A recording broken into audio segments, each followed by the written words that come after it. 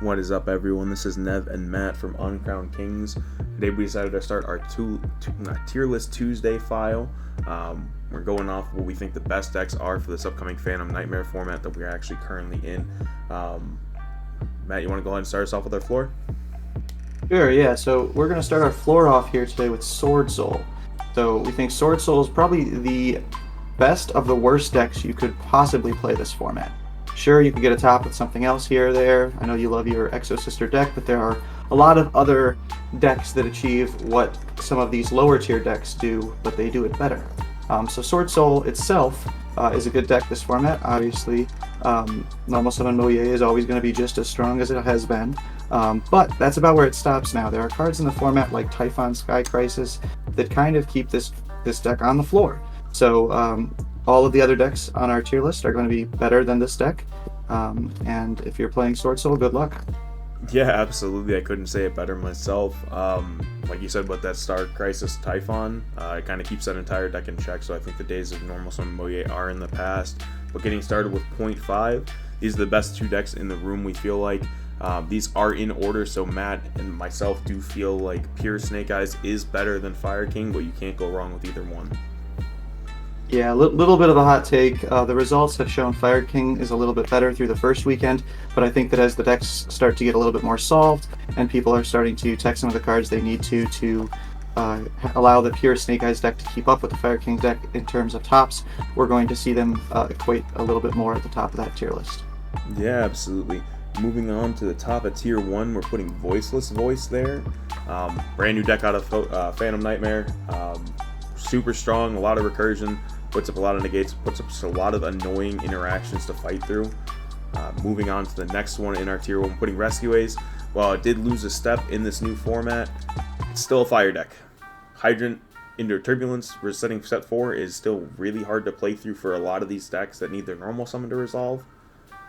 Yeah, Turbulence is still probably just the best card in the game as an individual card as far as how many resources it generates for you. The caveat of playing this deck is you have to include those additional bricks that Turbulence is going to set for you. Yeah, absolutely. Moving on to that next part of tier 1, putting Labyrinth and Branded to round out our top 4 decks in tier 1.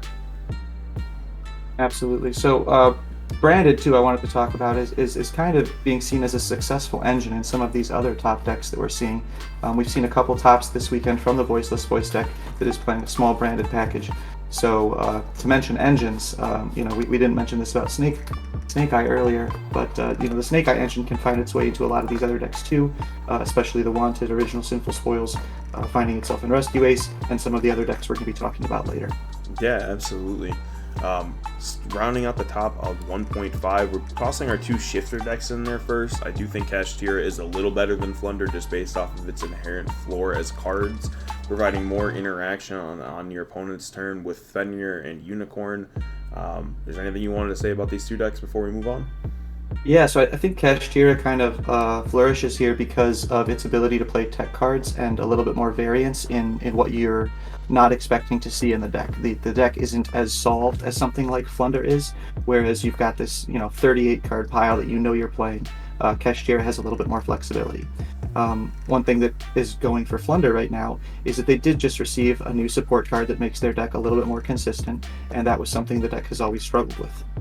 Yeah, absolutely. That Common Swallow's Cowrie is an insane card for that deck, as well as Raid Raptor moving forward. Raid Raptor didn't make this list today because we do believe it is worse than Sword Soul, but there's possibility for it to move up.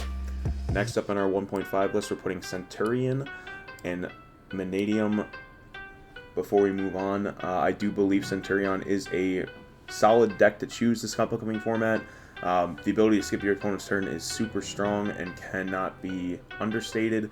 With the release of Bonfire and Maze of Millennia, this deck did get a considerable boost. The only thing it struggles with is the fact that it is not a fire deck, so it can't use those cards like Promethean Princess or Snake Eyes Engine to keep moving forward. Yeah, absolutely. But what I do want to say about both of these decks, having attended a regional this past weekend, there were quite a few people piloting a version of Manadium that combined the Snake Eye engine into the Manadium normal ceiling to create a more potent offensive board that was really hard to break if you didn't have something like Dark Ruler in your side deck.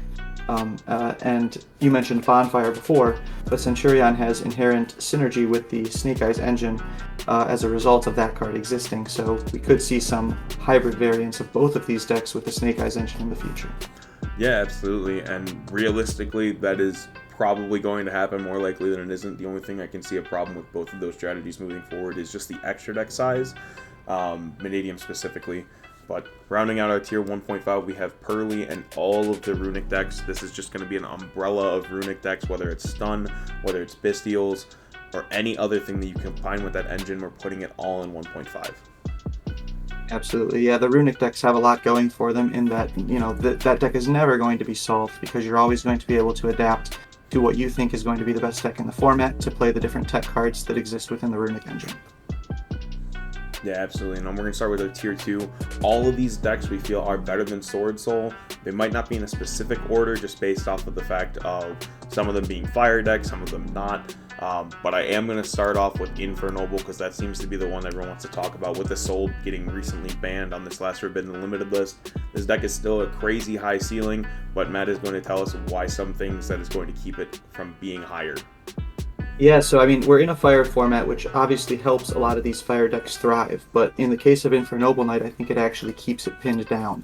Hida is in almost every extra deck this format, especially if you are playing a fire deck, and one of the things that Infernoble Knight struggles with is dealing with its own monsters. If you use Hida to bring back Infernoble Knight Charles, the Synchro monster, your opponent will have a really hard time outing it because their engine is going to trigger its effect every time you activate an equip. Yeah, and that is insane for a deck that is all about equips. Next, I am going to throw a little bit of a curveball in here. I do think Salad is better than any of these other tier 2 decks. It might not be better than Infernoble by itself, just based off of the combo ceiling. But I do think just based off the fact that this can play the Snake Eyes engine and Promethean Princess, it is going to be better than some of these decks that we're going to talk about next. Absolutely. Next, we're going to put tier elements.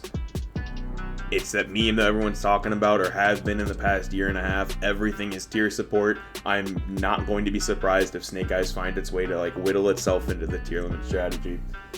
Next, I want to talk about Vanquish Soul. It is another shifter deck, but it is going to not get the same amount of love that we're doing Kashtira and Flunder. Flunder just got that new support. Kashtira is all a bunch of houses. While this deck does play Kashtira cards in its engine, I'm just not impressed by it. It requires One of the things that this deck struggles with that the other two shifter decks doesn't struggle with is the one card starter ability. This deck doesn't start its plays with one card as frequently as the other two decks do, and I think that's one of the things that keeps it from having the same amount of success. Took the words right out of my mouth. We're on the same page as usual. Next, the last two decks I want to talk about in this tier. We're putting Dragon Link and Unchained. Dragon Link is always just going to be around just based on the fact that it is a combo deck that doesn't really need a lot to get going. The fact that there is a lack of light and dark monsters in the format going first makes its end board a little rocky. But Unchained took a big hit with the limit of Shavara. There's a lot of recursion that was lost. There's a lot of talk of different engines going in there. We're not really sure where this deck is going to find its way into the meta, but I don't think it's gone just yet. Yeah, I think what Unchained has done this at the beginning of this format at least is leaned on some of those other engines like Labyrinth or engines like the Ubel engine that just came out of the new set. So definitely going to be interesting to see what kind of variations Unchained adapts to. Yeah, absolutely.